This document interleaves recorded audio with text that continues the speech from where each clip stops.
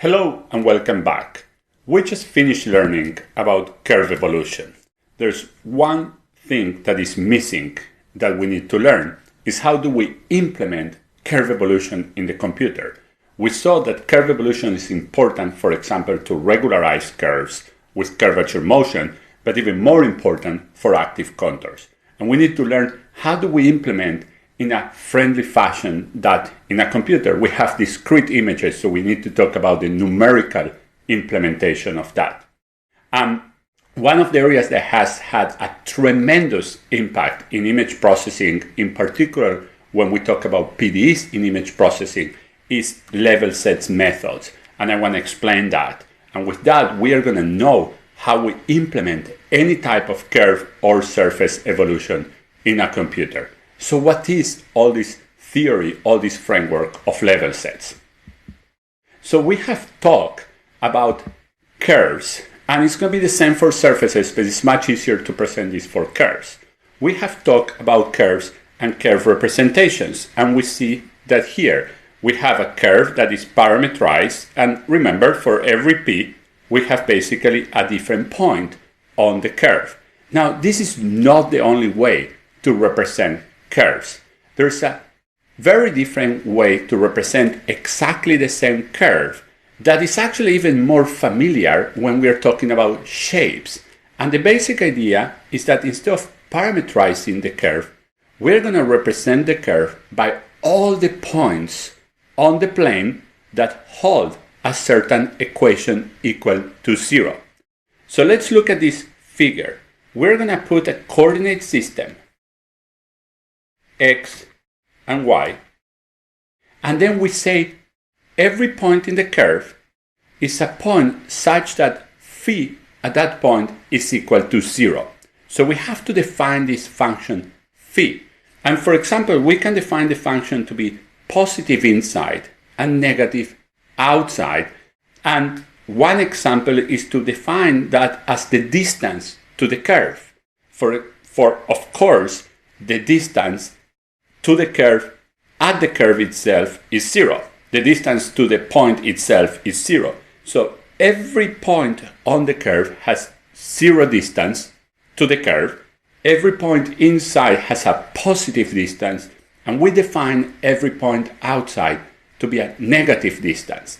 In that way, we define a function phi that the 0 set, that's called the 0 level set of that function, meaning all the points on the plane where that function is 0 define a curve. Let's look at a profile of this, and we see that here. If I have a function that is positive inside and negative outside, and I cross it with a line, then this is the profile. We are going from negative to positive, so this region is positive. Then we go again outside, so we have negative again, and we go again inside, and we go again outside. Now, which are the points that belong to the curve? This point, basically the 0, this point, and this point.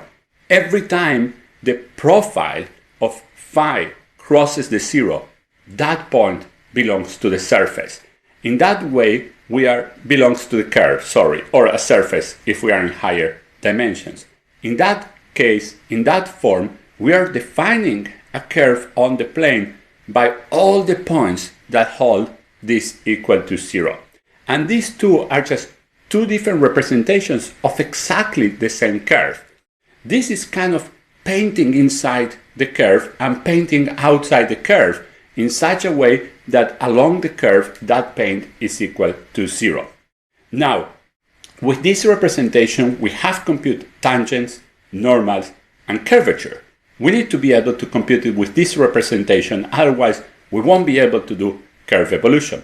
So let's see how we do that. And we're going to prove a couple of things. As we have talked, this week is one of the most theoretical ones, but we're doing everything self-contained, so I'm explaining everything inside, and I think we're learning a lot of new concepts. So let us show that basically, if we define the curve as before, as the 0 level set of the function phi, the normal is the gradient of phi divided by the magnitude, actually with a minus. That's a convention because I want the normal to point inwards. It's just a convention. And of course, the tangent will be this. It's basically a perpendicular vector. Let's prove that. It's not hard to prove. So remember, we have the function phi, and all the points that belong to the curve is where phi is equal to 0. So along the curve, phi is not changing. It's always 0. When I travel the curve, it's always 0. Then the derivative of the function along the curve, along the arc length, because I'm traveling along the curve, is equal to 0. Let's compute that derivative. So I want to take the derivative of this function. Remember, the function exists all over the plane, and I'm taking the derivative in the direction of the curve with the arc length along the curve. Now, we have it here. This is just the chain rule, basic calculus. So if I have to take the derivative according to s, it's the derivative according to x according to s, and the same for the y. So that's simple calculus. Now, what I wrote here is this inner product. Remember, the inner product of two vectors, so I'm going to write it here in case you don't remember. If I want to multiply two vectors, a, b, I want to do the inner product, let's say with c, d, is a times c plus b times d. So this is nothing else than the inner product of the gradient of phi with the tangent. Remember, xs, ys is the tangent, is the unit tangent. We saw that a couple of videos ago when we were talking about differential geometry of curves on the plane. And phi x, phi y is just the gradient. So this is what we have here. Now, this is 0. Okay? We have it here. Of course, this is the 0, so I'm going to go here. And of course, I'm allowed to normalize. So here I have proof that the gradient of the curve is perpendicular to the tangent. Then I normalize the gradient. So if I have a vector that is perpendicular to another, of course, any change in magnitude in the vector is still perpendicular. In particular, I want to basically normalize it to have unit norm. And then I get this equal to 0. So if this is perpendicular to the tangent, then this is the normal. So I have a perpendicular, this is the normal. And now once again, we as a convention put the minus because we want, if we have positive and negative, we want the gradient to point basically, we want the normal to point inwards. Once again, it's just a convention. So a very simple proof that basically shows that this is the definition of the normal. So having phi, I can compute the normal with absolutely no problem. And of course, I can compute the tangent, just the perpendicular vector to it. And we have the first. Actually, we have two, the normal and the tangent. Now, let us compute the curvature. And again, a very simple computation as we have here. Just maybe two more steps and we get the curvature. So what we want to show is that the curvature, I only have phi. Remember, the curvature is the second derivative according to s. So the curvature was CSS equal Kn. That's a curvature. This is I want to compute. I don't have C. I have phi. I have C, the curve defined implicitly by phi as its zero level set. And I want to prove that is this formula. In case you don't remember what div is a divergence. And the divergence of a vector alpha beta is basically alpha x plus beta y. So it's a scalar. The first term of the vector, you take the derivative according to the first coordinate x, the second according to the second coordinate. Okay? Let us prove this formula right now. So now we are still going along the zero level set. So we still have this relationship, and let's just exploit it now. We're going to compute the second derivative of phi along the curve with arc length.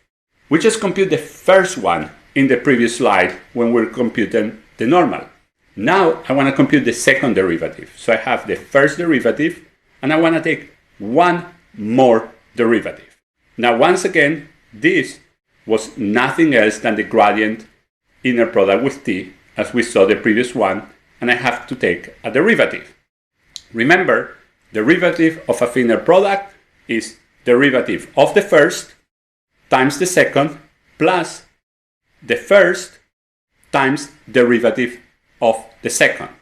Now, what's the derivative of the tangent? Second derivative is curvature in the normal direction. So here it is, curvature in the normal direction.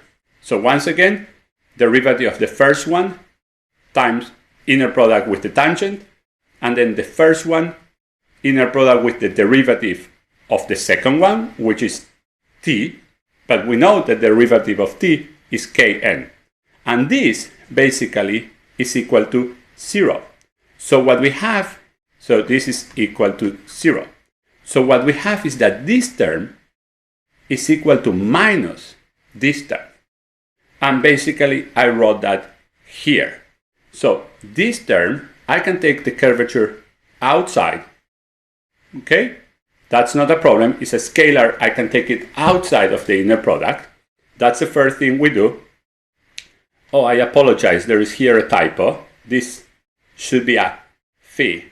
Basically a kind of a capital phi. But I apologize for that typo. We are going to continue. It's just very easy to see that going from here. I just made a typo. And we basically have the curvature goes outside. That's here. Then we have this again here. And the normal, we just saw in the previous slide, is gradient divided by gradient. So we have curvature here. Now this product is the gradient square, because I'm multiplying this by itself. So it's the gradient square divided by the gradient. They cancel each other and I get only one gradient.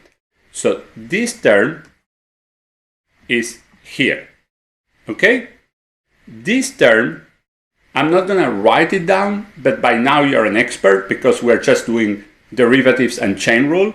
If you want to take the derivative of the gradient according to s, remember you have to take the derivative according to x, and then xs plus derivative according to y, ys. So you do chain rule again, and then you're going to get this expression. This expression is basically this derivative. And then the tangent, once again, we have from the previous one. Now, we got this equality here. If you now open this with this definition, you're going to see that it's identical to here, times this. And then we got basically the formula for the curvature of a curve that is represented in implicit form. Now, pay attention. This is extremely important. It's going to be very important next when I explain the forming curves in level sets. I don't need to have the curve. I don't know C. C is in implicit fashion defined. All I need to know is phi. And I take regular derivatives in the x direction, in the y direction. We know how to do that. So this is the x direction. This is the y direction. We know. We just take the derivatives as we have been seeing many times in this class. This pixel minus this pixel, or this pixel minus this pixel when we are taking derivatives in the y direction. And we do that a number of times just following this formula, and we get the curvature, or we get the normal, or we get the tangent.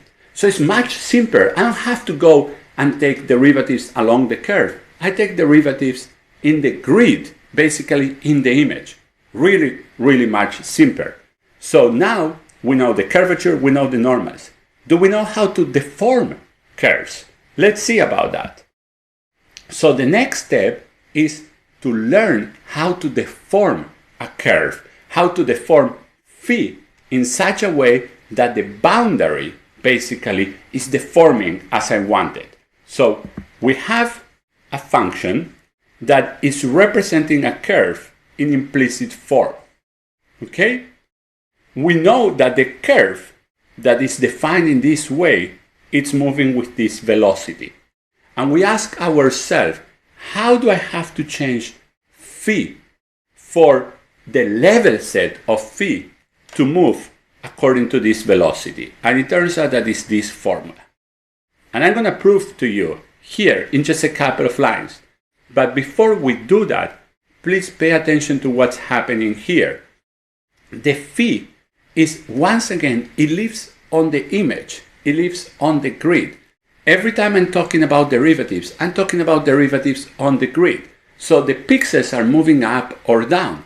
There's no derivatives on the curve, which are very difficult to implement. This is like when we have seen how to compute a gradient. Again, this minus this.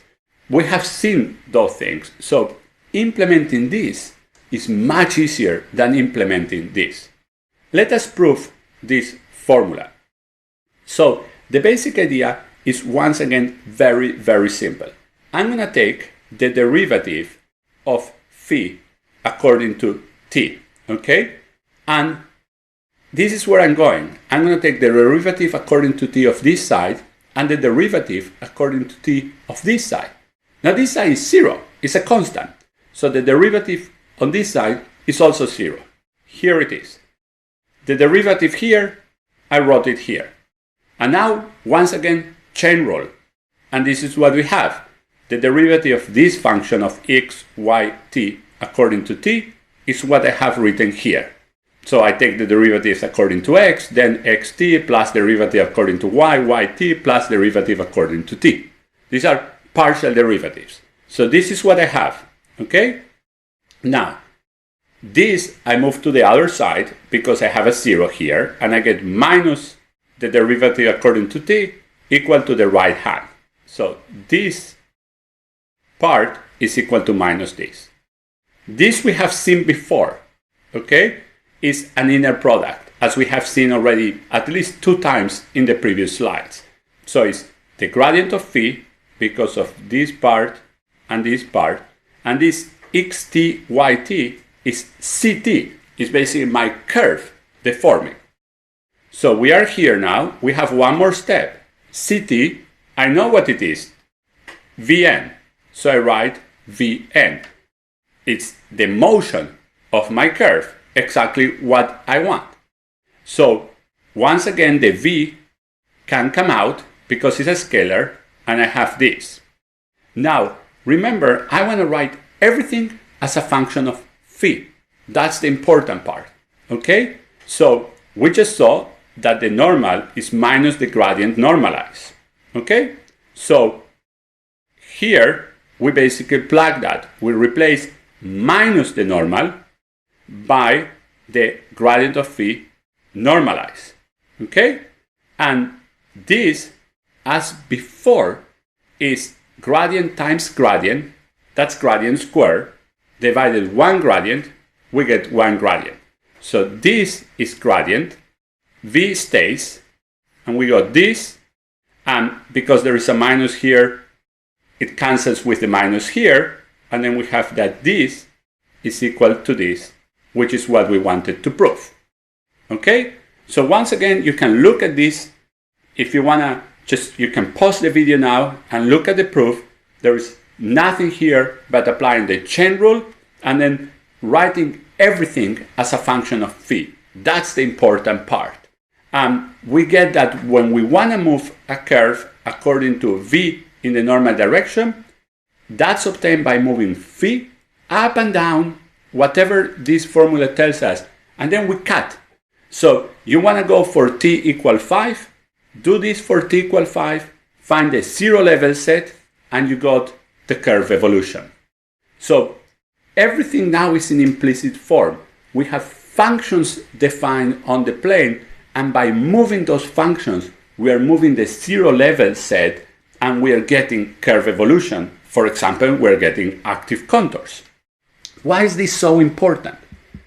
Let me just illustrate a couple of ideas which I think will help us to illustrate how important this is.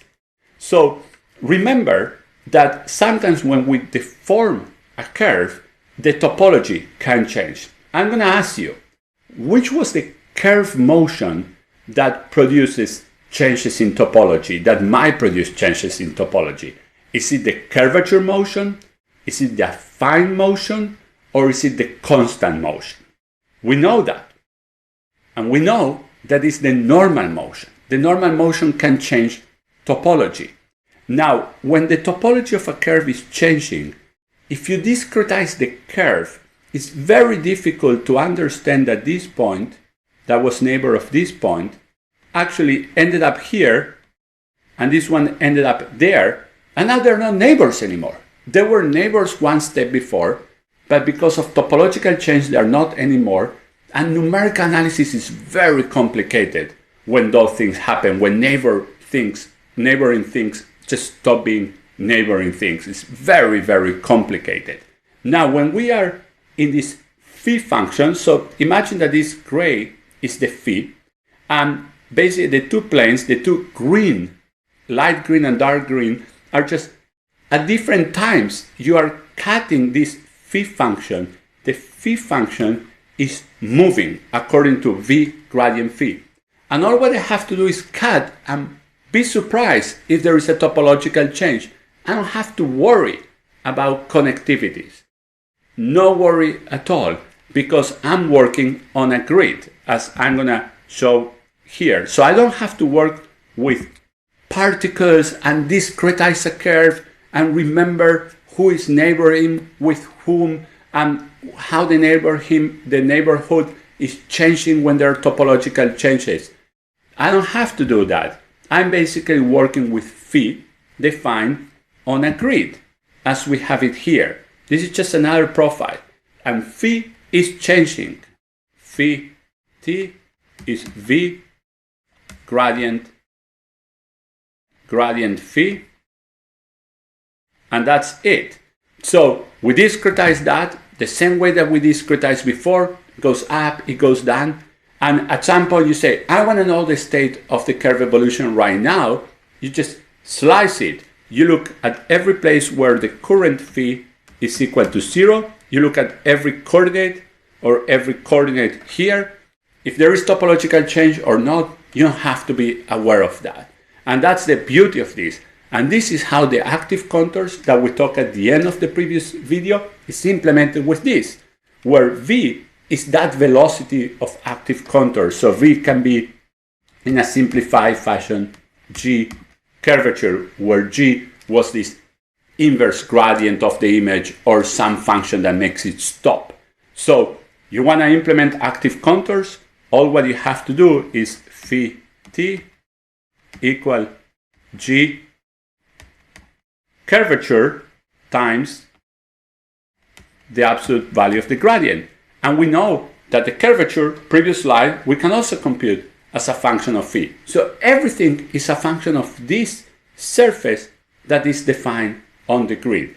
And that's the beauty of the level sets. It simplifies the whole numerics. And with it, we can implement the curvature motion, constant motion. Constant motion is absolutely trivial. Let me write it here. Phi t equal gradient phi. So the gradient, you might discretize the same way that we talked before. The pixel on the right minus the pixel on the center, the pixel on the top minus the pixel on the center. Phi t, you discretize like phi at t plus 1 minus phi at t. Any type of time discretization. We are not discussing a lot of numerical analysis, but just relatively standard numerical analysis that you can use to implement smart numerical analysis, but relatively standard, instead of having to discretize a curve. Very, very simple equations for as complicated as we want curve evolutions, curve motions. And I prove this only for curves, happens the same for surfaces, and actually the formula is exactly the same formula, but phi is now a function in higher dimensions. So exactly the same formula. So now you have the tools to do active contours. And we're going to actually see more of active contours later this week in some of the future videos. But you know curve evolution, and you know how to implement curve evolution as well. And as I said, we're learning a lot of new material. And as I said, you can go back and recheck this video. The proofs are really, really two-line proofs with basic calculus and algebra from very relatively simple calculus and algebra, but you don't have to be aware of it. I just explained it to you during this video and during the previous videos. So we keep advancing, and I'm going to see you again in the next video. Thank you very much.